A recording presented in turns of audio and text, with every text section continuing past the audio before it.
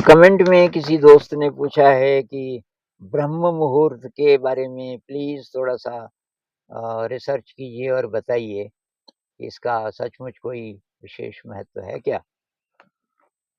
तो मैंने पहले साइंस वाले क्या कहते हैं? तो वो कहते हैं कि एक बात तो है कि सूर्योदय के समय और उससे थोड़ा पहले तो एक तो ये सेरोटोनिन जो ब्रेन के जितने डिसऑर्डर हैं उसमें ये पाया गया कि सेरोटोनिन एक न्यूरोट्रांसमीटर है और इसकी गड़बड़ी से ये ठीक से काम ना करे, ठीक से बने नहीं, इसके कारण डिसऑर्डर होते हैं। तो ये बड़े काम की चीज़ है ब्रेन की हेल्थ के लिए और ज़िंदगी में सुख का अनुभव करने के लिए। तो सेरोटोनिन बढ़ता है और इससे आपका मूड फिर अच्छा रहेगा दिन भर, अगर आप जल्दी उठोगे। एक मेलाटोनिन भी बढ़ता है। तो मेलाटोनिन वो चीज़ है जो अच्छी नींद में मदद करता है। तो मेलाटोनिन जिसके शरीर में ठीक-ठाक बनेगा, तो उसका जो ये जो सोने और जागने का साइकिल है, उसमें ये मदद करेगा। मतलब ठीक टाइम पे नींद आ जाएगी और ठीक टाइम पे आप जाग जाएँगे और पूरी नींद भी सोएँगे। ये तो हुआ साइंटिफिक व्यू। अब ये ब्रह्म मुहूर्त बहुत ज़्यादा सुनने में आता है, तो मैंने कोशिश की कि ये हमारा जो वैदिक साहित्य है, वो क्या इसके बारे में बोलता होगा। तो बहुत कमाल की चीज़ें मिली, जिसमें से 1-2 चीज़ें मैं पढ़ देता हूँ। तो एक तो ये है, ब्रह्म मुहूर्ते या निद्रा, सा पुण्य क्षय कारिणी। यानी कि ब्रह्म मुहूर्त में कोई सोया ही रह जाए, तो पुण्य का नाश कर देता है वो। उसके जीवन में जो पुण्य है, अभी तक भी जो पुण्य कमाया हुआ है, उसका नाश होने लगता है। अब पुण्य क्या है? पुण्य है वो अच्छी क्वालिटीज़, वो शक्ति जो हमें प्रकाश की ओर ले जाती है। जिस शक्ति के कारण हम आध्यात्मिक यात्रा में सफल हो पाते हैं। तो पुण्य का नाश करने वाली होती है वो नींद, जो कि ब्रह्म मुहूर्त में कोई सोया रह जाए तो। तो ये मुझे काफ़ी स्ट्रॉन्ग एक मिली कोटेशन। एक और है, प्रातःरत्नं प्रातरिश्वा दधाति तं चिकित्वा प्रतिगृहीनिधत्तो तेन प्रजां वर्धमान आयु रायस्पोषेण सचेत सुविरह। ये किसी वेद से है। मोटा मतलब ये है कि सूर्योदय से पहले उठने वाले व्यक्ति का स्वास्थ्य अच्छा रहता है, वो सुखी रहता है, स्वस्थ रहता है, ताकतवर, दीर्घायु वगैरह। तो ये है। अच्छा, अब ये ब्रह्म मुहूर्त बोलते किसको हैं? कौन-सा टाइम? तो इसमें मैंने रिसर्च की तो पता चला कि दिन-रात के समय को अभी जिसको हम 24 घंटा बोलते हैं, उसको हमारे पुराने जो ऋषि-मुनि लोग थे, उन्होंने 30 भागों में बाँटा था। तो 30 मुहूर्त होते हैं, 30 मुहूर्त होते हैं। तो 1 मुहूर्त की लंबाई क्या होगी? तो 24 घंटे दिन-रात में हुए, उसके मिनट बनाएँ तो 24 घंटे को हम 60 से गुणा कर देंगे। तो 24 गुणा 60 और कुल मुहूर्त होते हैं 30, 30 का भाग दे देंगे। तो 24 गुणा 60 बटे 30, तो 30 दूनी 60, 24 दूनी 48। 48 मिनट का हुआ 1 मुहूर्त। तो जब सूरज उगने लगता है, तो ये रौद्र मुहूर्त शुरू हो गया। रौद्र की बिगिनिंग मतलब सूर्योदय का समय। तो उससे पहले वाले मुहूर्त को कहते हैं वायु मुहूर्त। उससे पहले वाले को बोलते हैं ब्रह्म मुहूर्त या ब्राह्म मुहूर्त।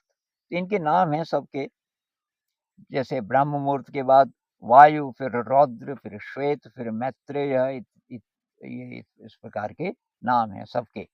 आप यूट्यूब में देखेंगे मुहूर्तों के नाम, तो ये सब आपको मिल जाएँगे। तो फिर ब्रह्म मुहूर्त कब शुरू होता है?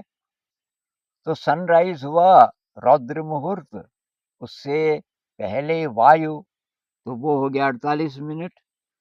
तो और ब्रह्म मुहूर्त की तब बिगिनिंग कब होगी? सूर्योदय से 2 मुहूर्त और पहले, तो 48 और 48 हुआ 96 मिनट। तो 96 मिनट आप घटा दो, आपके यहाँ सूरज उगने का जो भी समय है।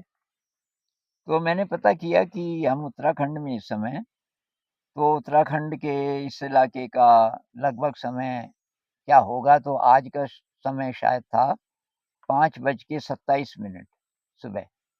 आज ब्रह्म मुहूर्त जो शुरू हुआ था उसमें 96 मिनट मैंने घटाए, तो 3:51, 3 यानी कि 4 बजने से करीब 9 मिनट पहले। तो हम सुबह का ध्यान करते हैं 4 से 5 आजकल, तो वो ब्रह्म मुहूर्त में ही पड़ता है। तो ये है, फिर कुछ और भी जानकारी मुझे मिली कि भाई जल्दी उठने से डाइजेस्टिव फायर अच्छी रहती है, ये आयुर्वेद के हिसाब से है। शरीर में जो टॉक्सिन्स हैं वो अ, उसमें मदद मिलती है शरीर को, अगर आप सूर्योदय से पहले उठ जाओ, तो आपके जीवन में स्ट्रेस कम होगा, आपका इम्यून सिस्टम स्ट्रॉन्ग हो जाएगा। और दूसरी बात कि एक्सरसाइज के लिए अच्छा समय है, पॉल्यूशन थोड़ा कम होता है, ध्यान के लिए तो बहुत ही उत्तम है, क्योंकि ब्रह्म मुहूर्त जो है ध्यान के लिए बहुत ही अच्छा माना जाता है। और अगर कोई बहुत देर से उठेगा तो कहते हैं कि उसका मेटाबॉलिज़्म थोड़ा पुअर हो जाता है, यानी कि सारा ही जो ये पाचन क्रिया वगैरह है, मूड अच्छा नहीं रहता, बैड मूड, स्ट्रेस वगैरह ज़्यादा महसूस करेगा ऐसा इंसान।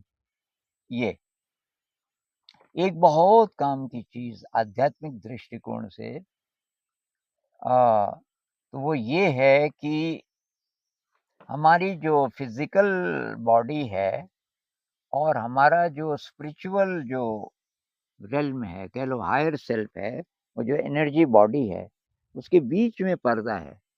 उस पर्दे को हम उस पर्दे के पार पहुँचने की कोशिश करते हैं ध्यान में।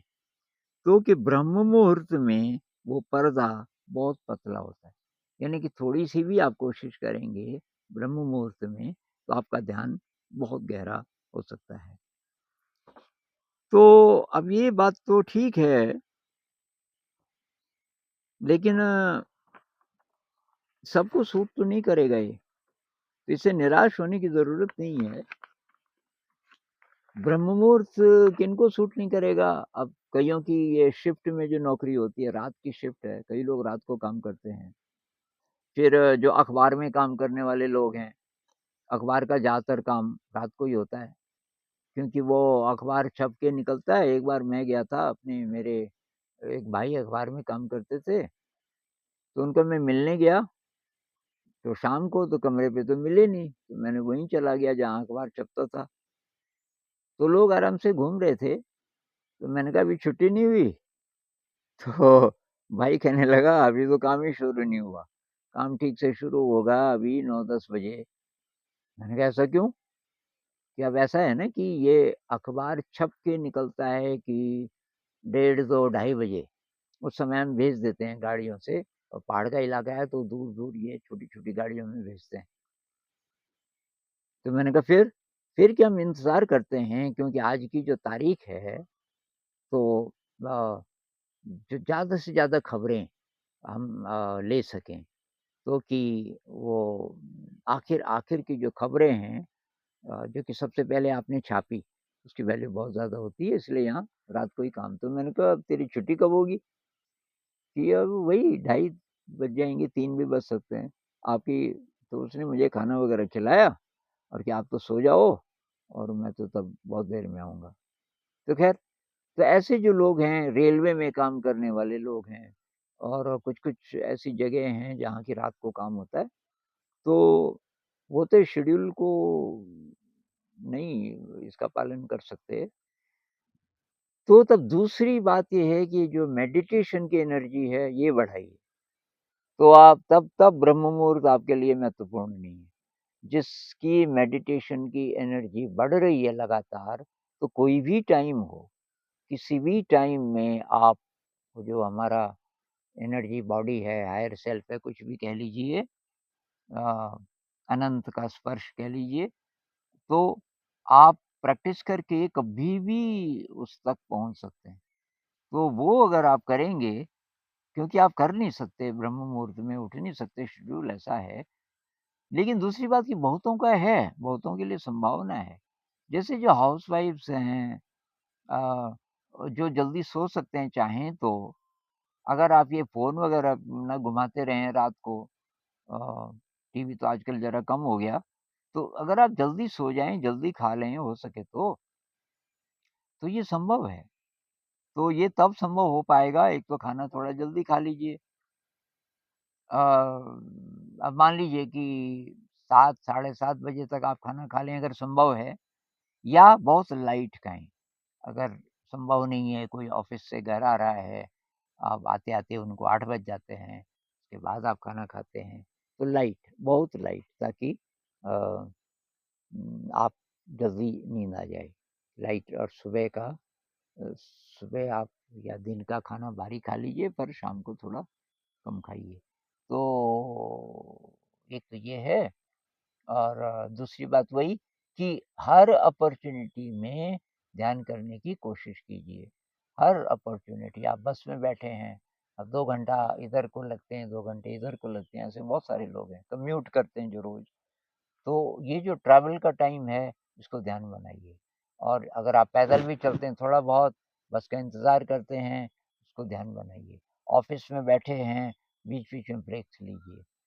थोड़ा बाथरूम हो आइए, उस बीच ब्रीदिंग के साथ अपने बॉडी अवेयरनेस, कैसे न कैसे करके ध्यान का अभ्यास लगातार अगर आप इसके पीछे पड़ जाएँगे तो बहुत हाई एनर्जी रहेगी, और तब ब्रह्म मुहूर्त जिनको है उपलब्ध कि उस समय उठ सकते हैं तो बहुत बढ़िया, नहीं भी है तो कोई चिंता की बात